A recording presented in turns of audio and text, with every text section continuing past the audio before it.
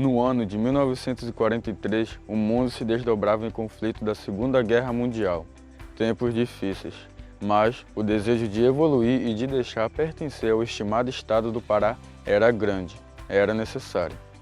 Ser administrado pelo governo paraense e pelo governo federal não era o suficiente para o verdadeiro conhecimento e identidade do povo daqui, pois dos Palicu, Maracá, Cunani e Tucuju, herdamos a coragem de desbravar nosso território que já havia sendo disputado por grandes países europeus. Essa primeira parte que está tratando da criação do território federal em 1943, ela vem em consonância de alguns aspectos. O primeiro está relacionado à questão fronteiriça com a Guiana Francesa. É uma região que já aconteceu muitos conflitos por conta da fronteira. Os franceses queriam que essa fronteira fosse estabelecida além do rio Oiapoque, no rio Araguari, e os portugueses, na época colonial e posteriormente o Brasil após a independência, sempre defendeu que essa fronteira fosse o rio Oiapoque.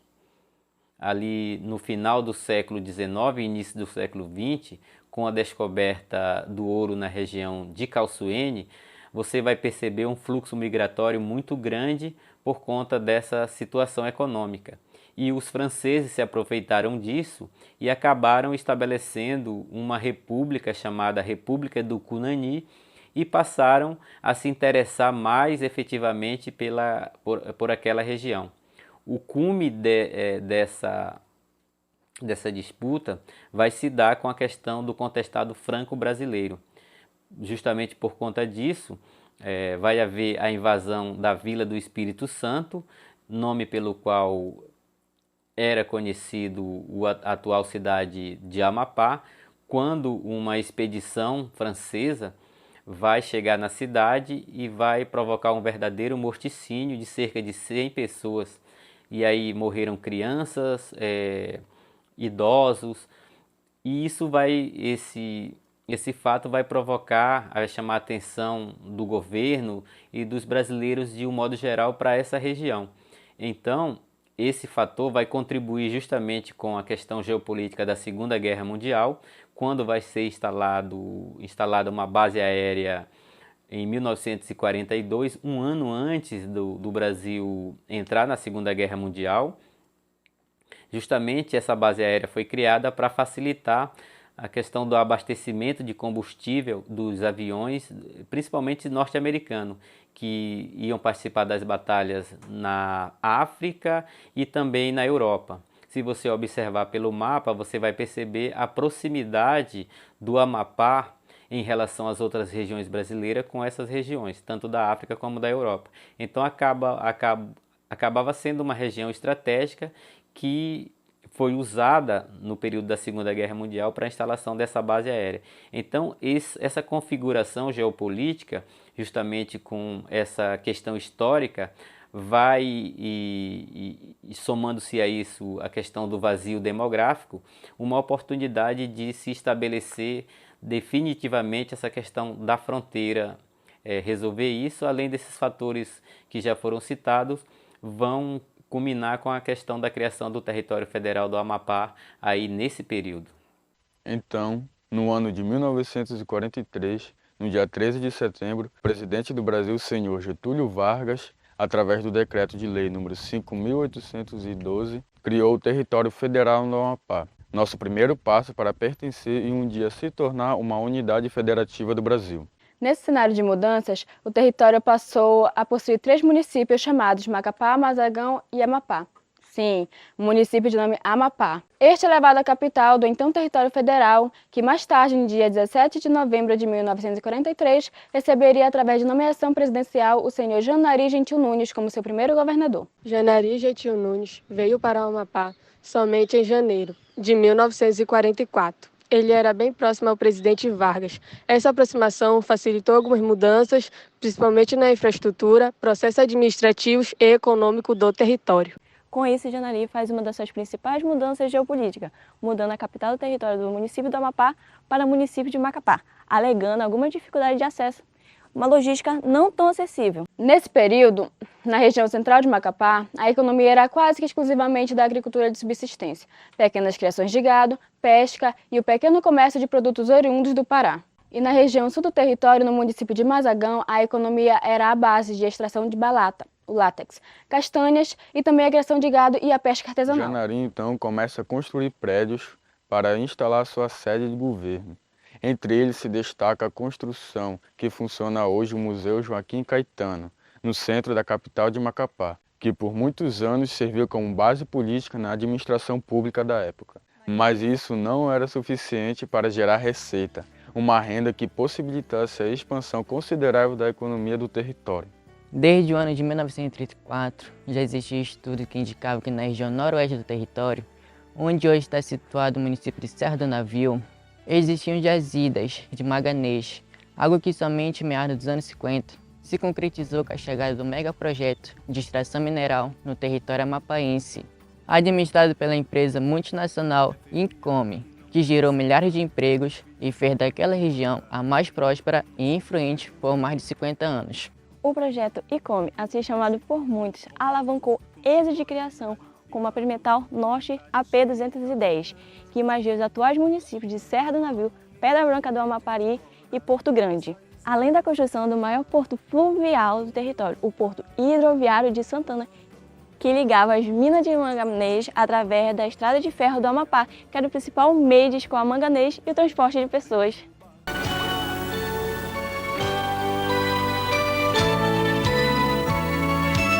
Lá vai o trem, deu 7 horas, meu amor, ele já partiu. Vem de Santana para a Serra do Navio. Lá vai o trem, deu 7 horas, meu amor, ele já partiu. Vem de Santana para a Serra do Navio. Ele vem dizendo: café com pão, bolacha não. Ele vem dizendo: café com pão, bolacha não. Além da extração mineral em evidência a todo vapor nessa região do território, um outro investimento de grande proporção que é subsidiado por investidores estrangeiros. Dessa vez na região sul do território, que hoje abrange os municípios de Mazagão, Vitória do Jari, Laranjal do Jari e além de grande parte do município de Almerim do estado do Pará. Já era o meados dos anos 60. O projeto Jari foi a concretização de anos de estudo e pesquisas aprofundadas para então um investimento que visava instalar um projeto de reflorestamento com árvores de crescimento rápido, conhecidas como Guimelia arborea, matéria-prima da celulose. Sendo a celulose branqueada sua principal fonte de investimentos e lucros, também eram visados investimentos em mineração, pecuária e agricultura. Nessa região, o que aconteceu de forma não tão expressiva, mas recebeu investimentos. Uma curiosidade dessa época, foi nesse período que um fatídico acidente fluvial marca fatalmente as famílias amapaenses, que na euforia de ir em busca de emprego e estabilidade financeira, partem em uma viagem do Porto de Santana em direção ao Beiradão e à cidade paraense de Monte Dourado. Mais precisamente no dia 6 de janeiro de 1981, o barco de nome Novo Amapá zarpa em direção a essas cidades. Registros e relatos de passageiros de sobrecarga e superlotação são apontados como principais fatores desse naufrágio, que vitimaram aproximadamente 400 pessoas, causando grande comoção e luto em todo o território. Nessa época, no cemitério da cidade de Santana, foi erguido um memorial para todas as vítimas desse naufrágio, que é considerado o maior acidente fluvial do Amapá. Os anos foram passando. O território federal do Amapá já apresentava um grande crescimento populacional e econômico. Precisávamos de uma identidade, de um lugar de destaque, de uma autonomia sobre a nossa terra, nossas riquezas e de uma política regional e valorização. De 1943 a 1988, soma-se 45 anos que este lugar deixou de pertencer ao estado do Pará. Foi nomeado território através da Constituição Brasileira de 1988.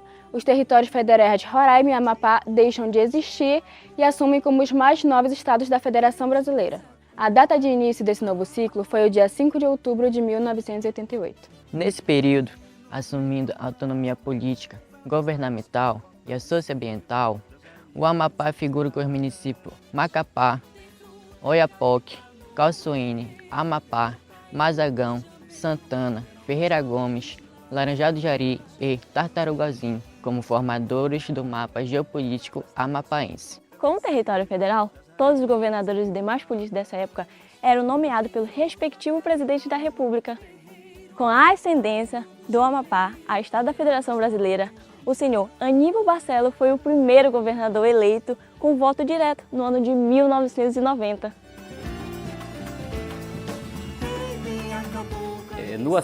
Falando do aspecto político, no aspecto econômico, a gente pode destacar aí o papel do projeto da indústria de comércio e mineração, que era a Income.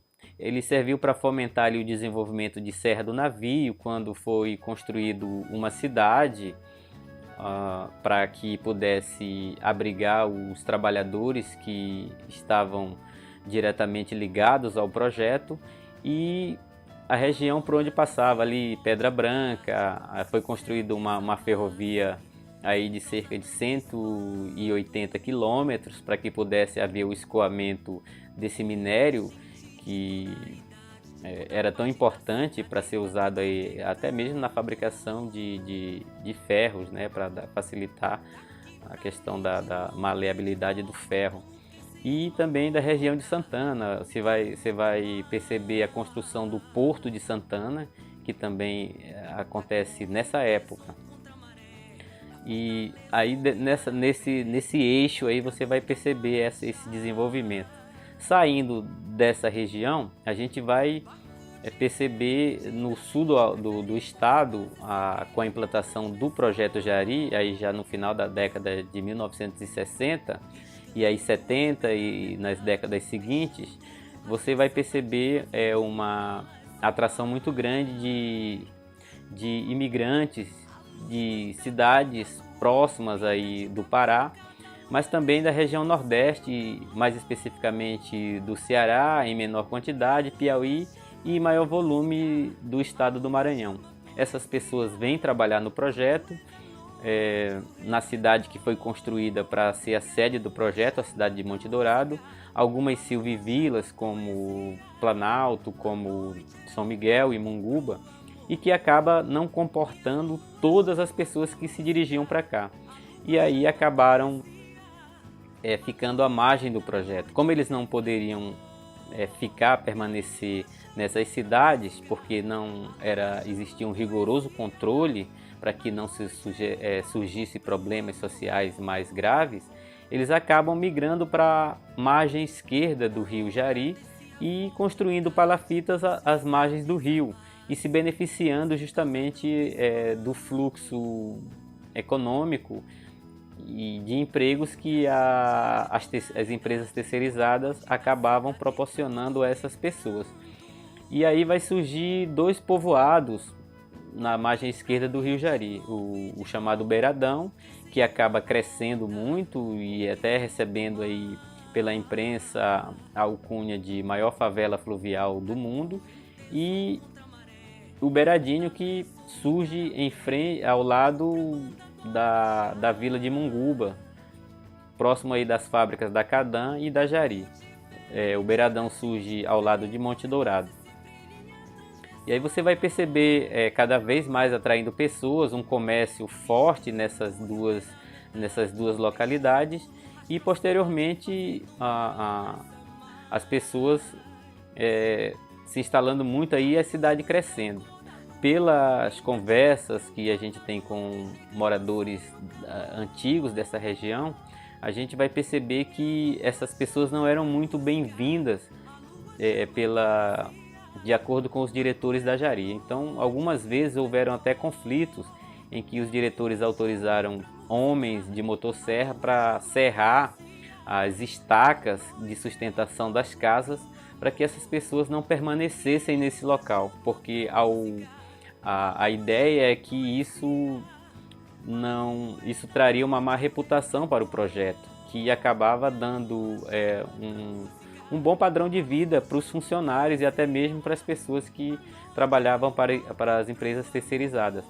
Então houve por várias vezes essa tentativa de demover essas pessoas de se fixar nessas localidades, mas houve um contato entre os moradores dessa região com os militares que administravam o território federal, e eles acabaram intercedendo por essa população e fazendo com que elas permanecessem e se tornasse aí Laranjal do Jari o terceiro município mais populoso do estado.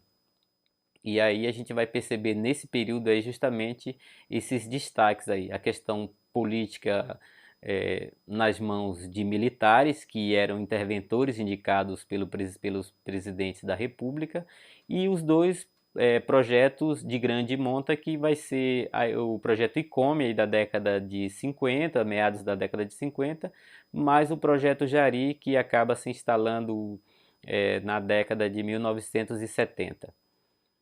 Posteriormente a gente vai perceber também a tentativa de desenvolver principalmente a cidade de Macapá e Santana, com a criação de uma zona de livre comércio, mas isso só vai acontecer a partir da década de 80, final da década de 80, com a transformação do território federal em estado. 35 anos após sua ascensão a Estado, o anseio de desenvolvimento econômico e social é pertinente e ainda causa grande estabilidade emocional aos ilustres habitantes deste torrão. Um lugar que passou por grandes disputas territoriais desde sua colonização e passou pelo período territorialista e se mantém firme diante de toda a sua dificuldade cotidiana, merece o devido respeito e respeito por todos aqueles que aqui vivem e se propõem a administrá-lo. Viva ao Amapá! Nosso rincão brasileiro. Viva o município de Amapá, nossa primeira capital. Viva Mazagão dos Mouros e Cristãos! Viva Macapá, a terra da Bacaba! Viva a Serra do Navio, que escoou o manganês, passando por Pedra Branca do Amapari, Porto Grande e Santana. Vivas os castanhais ricos de Laranjal do Jari e Vitória do Jari. Viva Ferreira Gomes, o paredão de pedras! Viva Oiapoque, terra das etnias, Caripuna, Palicu, Galibi, Maruorno. Viva Cutias do majestoso Araguari! Viva Pracuúba, Calçoene, Itaubal e Tartarugalzinho. Viva ao Amapá!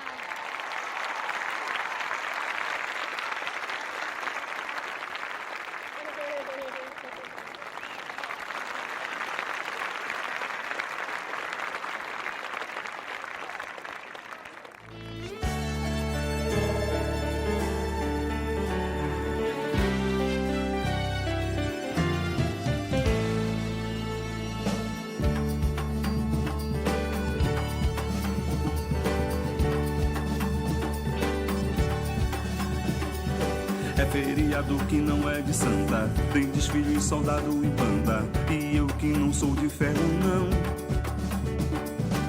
Vou de peixe pirão escaldado, com chicória e alho pilado, pimenta de cheiro e capitão. Amarro minha rede de corda no açaizeiro da porta do meu quintal.